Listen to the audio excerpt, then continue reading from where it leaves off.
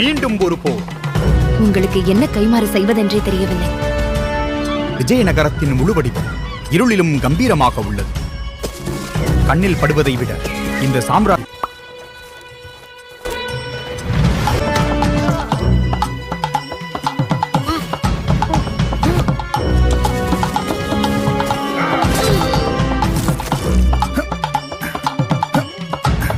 யார் நீ?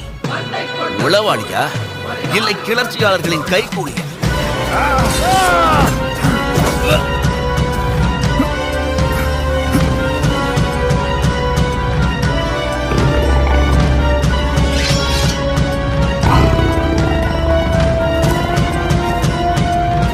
போரில் பெயர்கள் முக்கியமில்லை, நான் வெற்றியின் நாயகன்.